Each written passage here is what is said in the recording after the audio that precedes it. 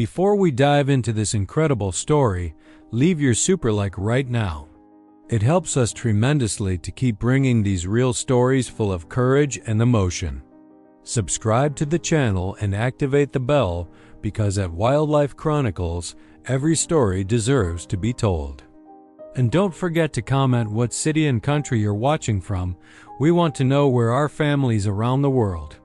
A man left everything behind in Spain, his house, his job, his life, and traveled to the heart of Africa with only 3 companions. A Presa Canario, a Dogo Argentino, and a Cane Corso. He wasn't going on safari. He was going to find his daughter. She had disappeared during a school trip in Zimbabwe. No one knew how. No one knew why. Authorities failed. Clues were weak. And when everyone gave up, he decided to cross the continent to find her with his own hands. Together, man and dogs, they crossed deserts, jungles, infinite plains. They faced predators, solitude, hunger, and something worse, uncertainty.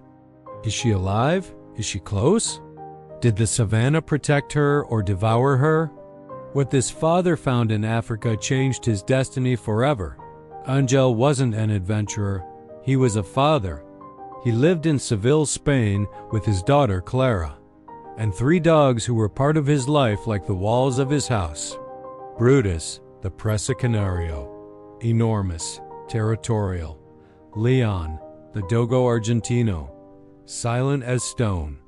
Nero, the Cane Corso, always alert, always by his side. Clara was 12 years old.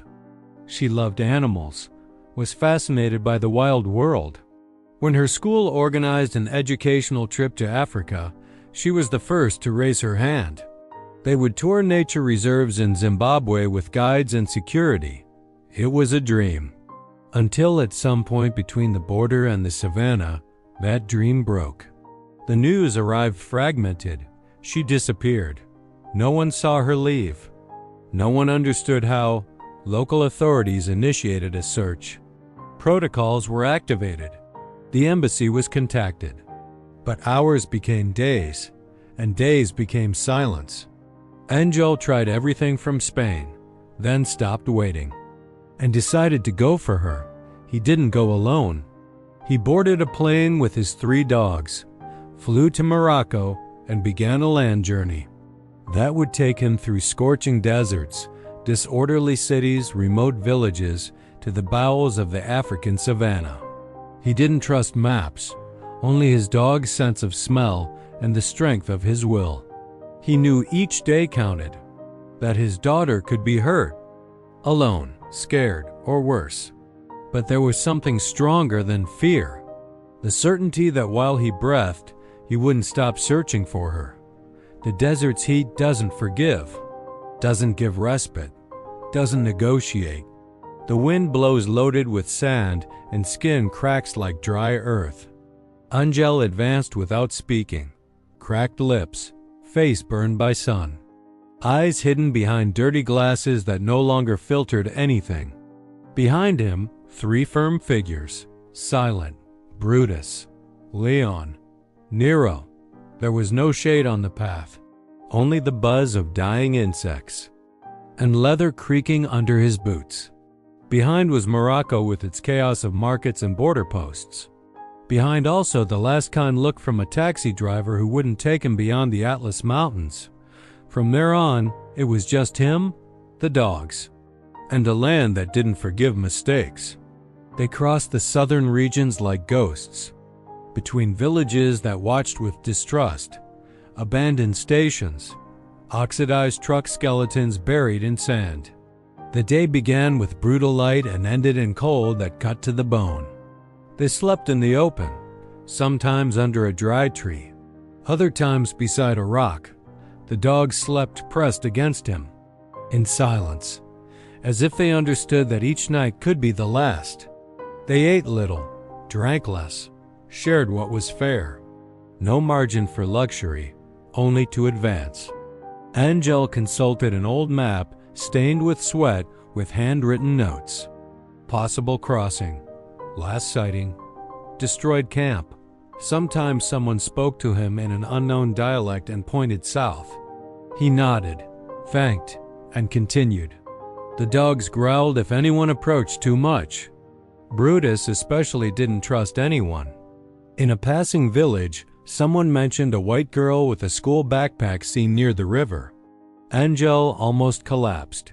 He showed Clara's photo, a snapshot of laughter and braids.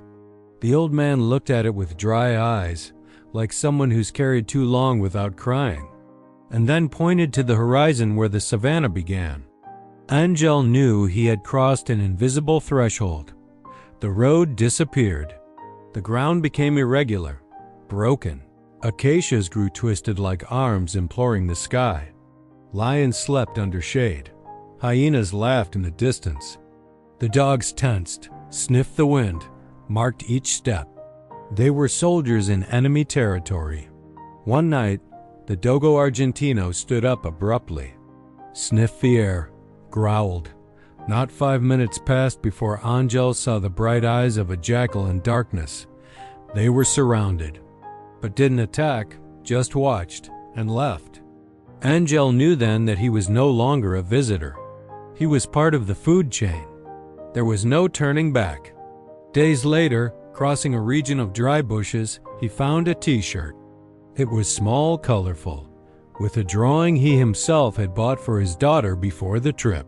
He knelt, touched it as if it burned. The dog stayed still, watching him. It wasn't proof of life, but it was something. A fragment. The sun fell like a hammer that day. Angel walked without thinking, like an automaton. He didn't know if he'd walked 5 or 15 kilometers. His feet hurt, hands trembled. The Cane Corso bled from a paw after a hidden thorn. Angel bandaged it with his shirt. That night they didn't sleep. There were no more words, just fever's buzz. The next morning they found truck marks, big wheels, deep grooves, maybe from park ranger's vehicle, maybe something else. They followed them. The terrain was dangerous, but there was a promise in those marks. The promise of not being completely alone. The path led them to a ravine. Below, the river snaked like a blue wound through the earth. And on the other side, the real Savanna began. Immense, alive, uncontrollable. Angel stopped at the edge, his dogs too. There it was, the true Africa. And his daughter, somewhere inside it. This story is just beginning, and we want you to be part of it. Leave your comment telling us what city and country you're watching from. Your participation helps us reach more people who love these incredible stories. And if you're enjoying it, don't forget to leave your like. The Savanna opened before Angel like an ancient cathedral, vastly alive, without walls or ceiling. The ground was covered in tall grass that whispered in the wind. In the distance, scattered acacias, golden plains, black rock formations like scars, and herds of antelopes fleeing at just hearing a branch crack.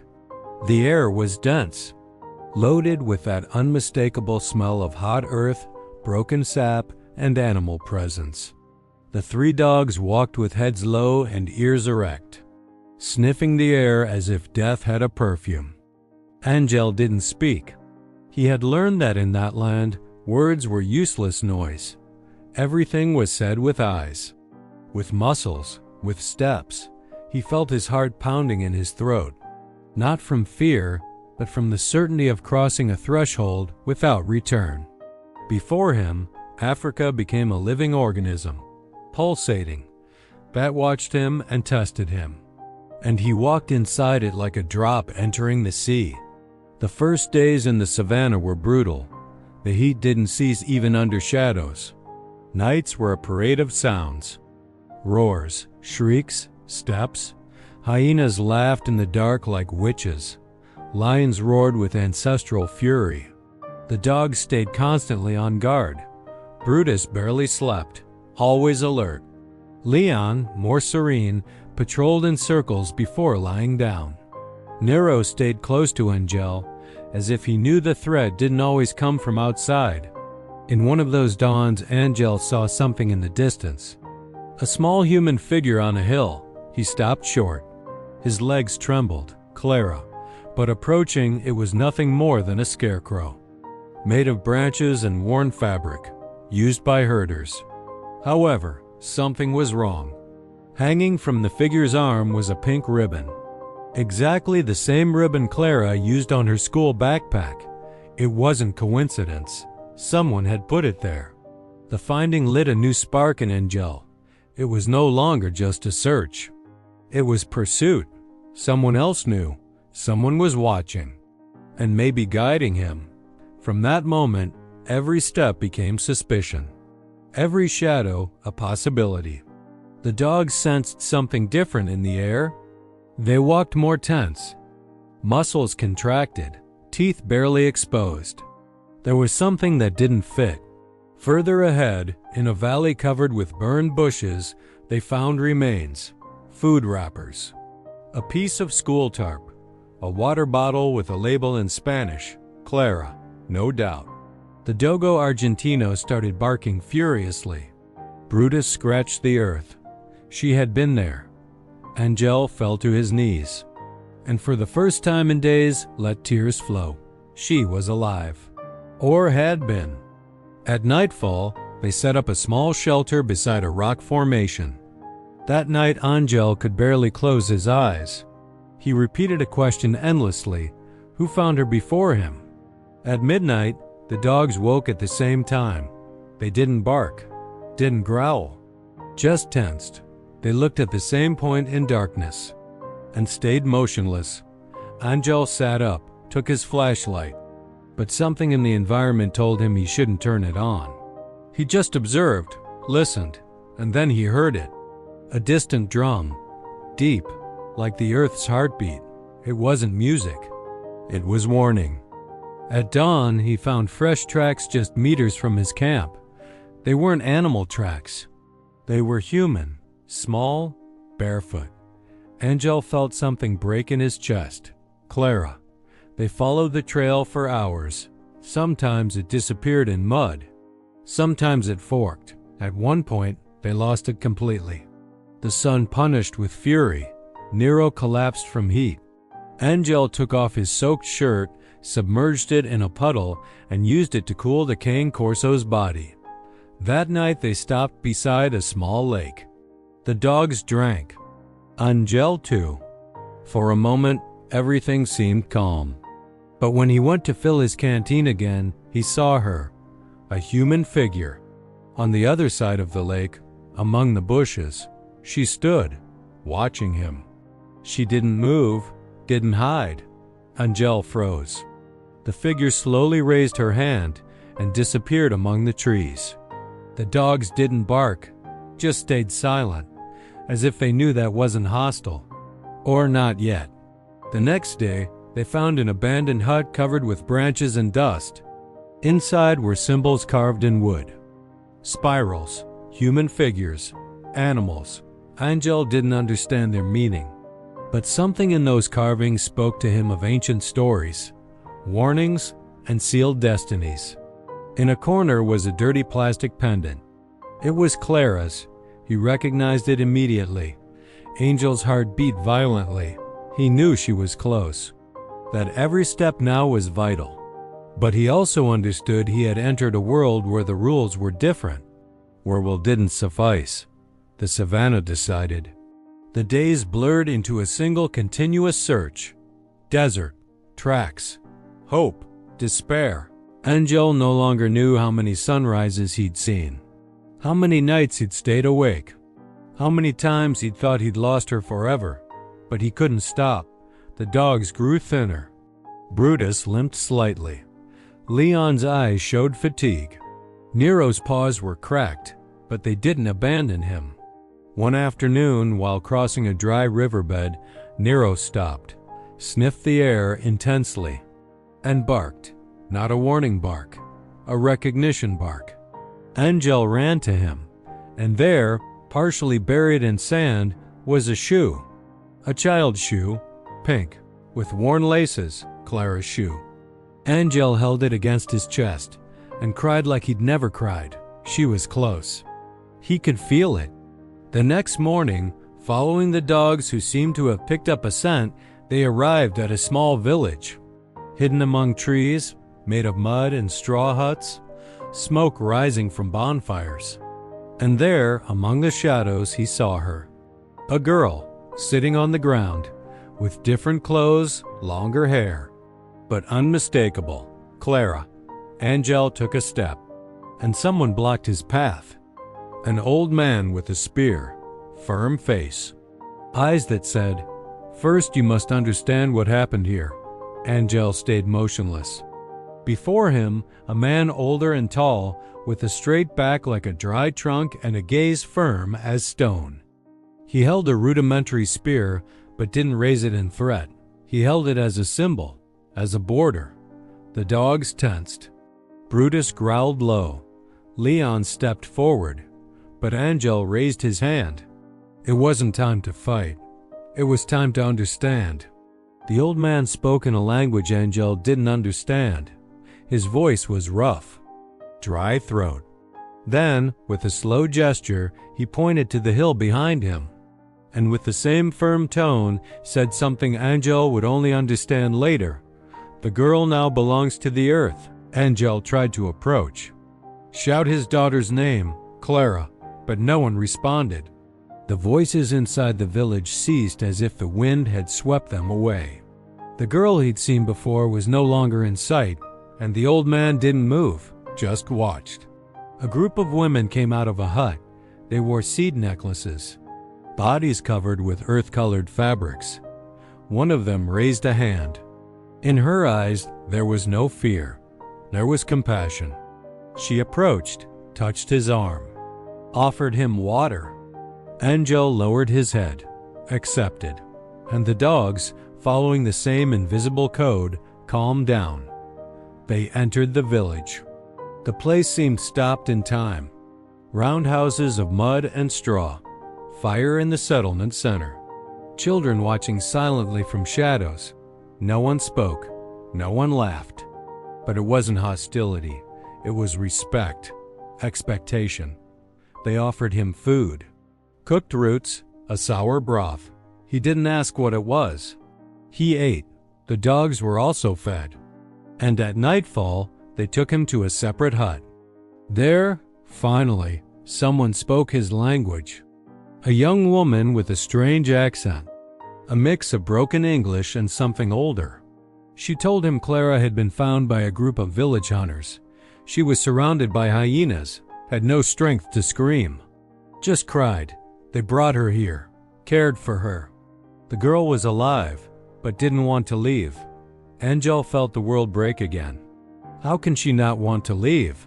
The woman explained. Clara didn't speak much, barely ate.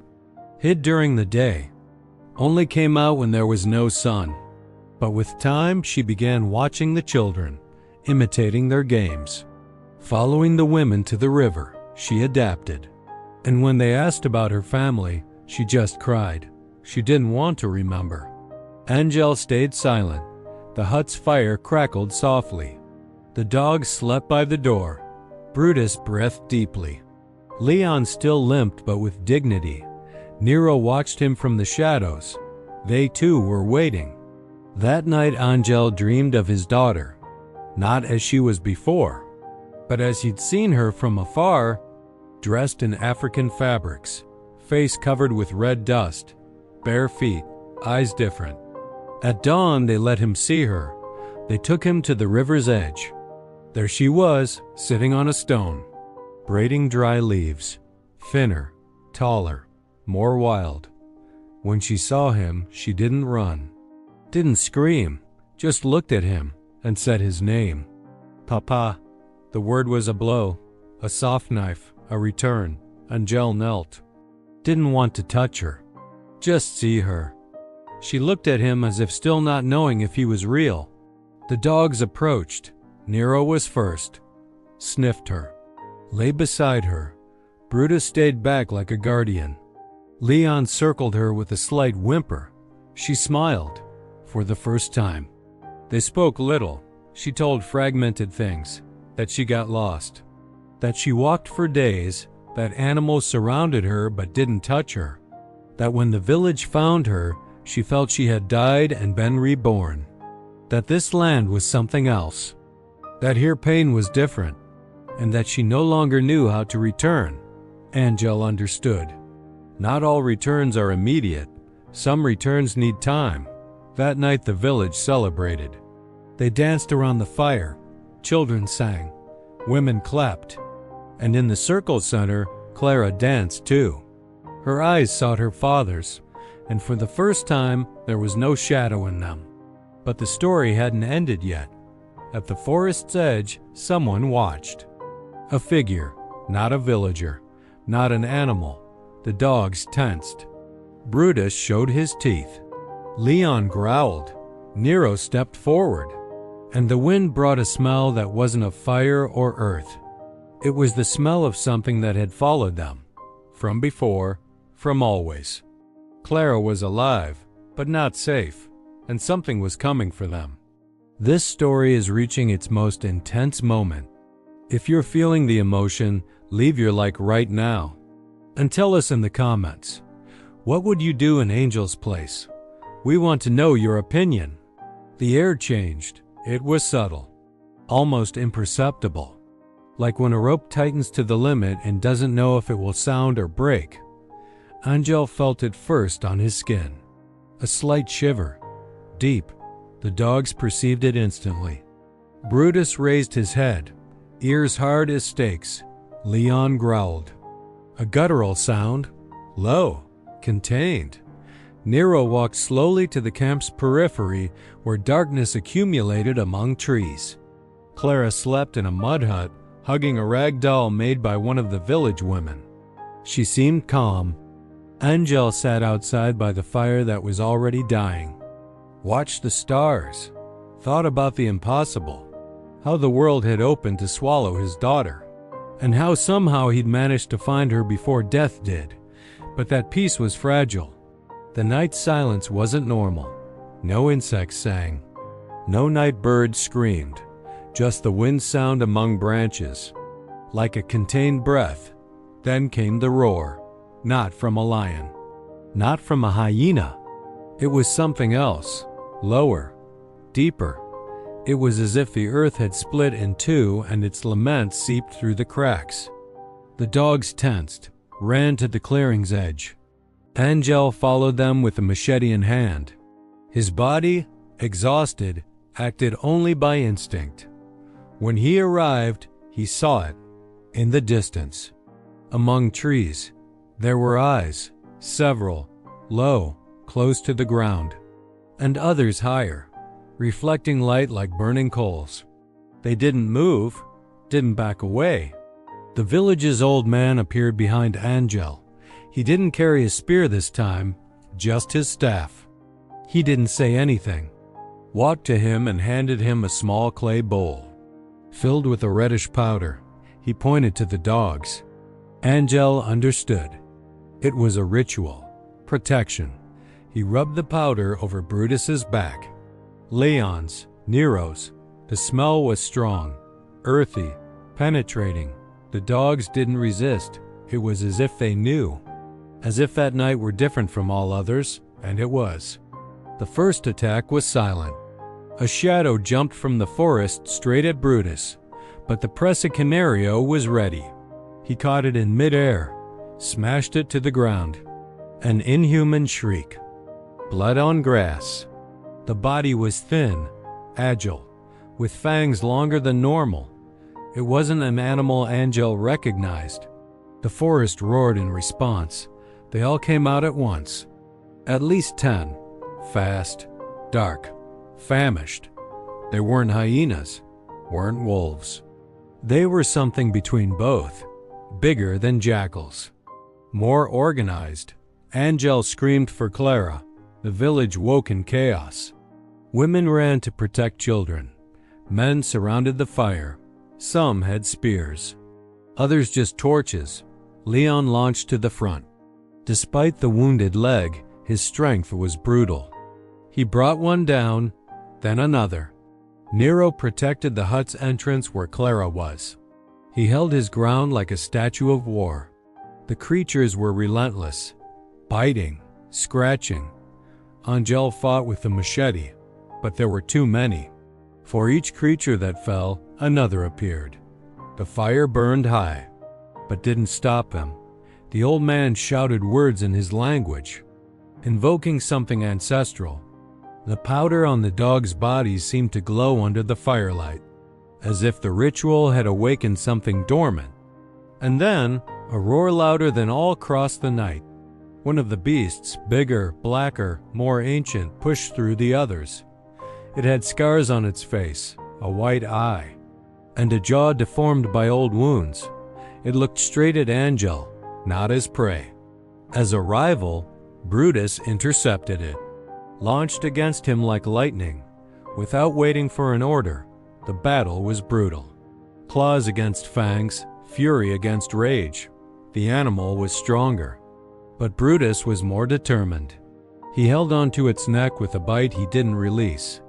But the monster shook him like a branch, smashed him against a trunk. Brutus fell, didn't get up. Angel screamed. A dry, desperate howl. Leon ran to protect his fallen companion's body. Nero, with silent rage, lunged at the creature. And Clara appeared. She came out of the hut, eyes open, fixed. In her hands, the same bowl of red powder. She walked to her father, gave it to him. Then, without saying a word, she knelt beside Brutus, caressed him, called him. The dog, miraculously, moved a paw. Angel took the powder, threw it into the fire. The flames rose violently, like an explosion. The beasts backed away. The alpha creature roared with fury, but didn't attack. And then the old man gave a dry blow with his staff on the ground. Total silence. The creatures stopped. One by one, they turned and went into the forest. They disappeared as they'd come. The fire burned. Brutus breathed. Leon bled. Nero panted. Clara cried. Angel hugged her. They said nothing. Nothing was needed. Dawn arrived with a different silence, of calm, of end. The village prepared provisions. The old man gave Angel a small bone pendant. Protection, he said with gestures. The girl must return. But she carried this land with her forever. Angel didn't know if he should thank or apologize, just nodded. They walked for days until reaching a small ranger's post. From there, helicopters took them to the nearest city. News, papers, questions. But none of that mattered. Brutus survived. Limped from a leg, Leon too. Nero never barked again, but was always near, watching. Clara spoke little, but smiled more. And sometimes, while drawing, she painted eyes, many, in darkness, watching. And when someone asked what she saw in the savannah, she only answered, the truth. Angel never returned to being the same. No one can cross the savannah and return intact. Not when you've looked death's teeth in the face. Not when you've seen your daughter on the edge between life and something deeper. The earth didn't take Clara, but left her invisible marks, in her silences, in how she watched the wind, in the calm with which she faced darkness. The dogs aged beside him, never ran the same again, but slept with the peace of those who fulfilled their mission. Brutus still guarded the door. Leon lay near Clara. Nero, always in shadow, seemed to guard something more than the house. Sometimes Angel woke at night with a feeling, as if something still watched them. It wasn't fear, it was memory. The savannah isn't a place. It's a test, a mirror, a limit. Angel didn't just find his daughter in Africa. He found what remains of a man when everything is lost, and what is born when love is stronger than fear. And so ends the story of Angel, Clara, and the 3 war beasts who crossed Africa. A story of courage, desperation, and a bond that transcends words. If this story moved you, leave your super like and share it with those who love true stories of survival and loyalty. Tell us in the comments, what city and country are you watching from? Your participation makes this family grow and reach more people around the world. Subscribe to Wildlife Chronicles and activate the bell so you don't miss the next incredible stories. Because here, each tale has soul and each animal a legend. See you in the next adventure.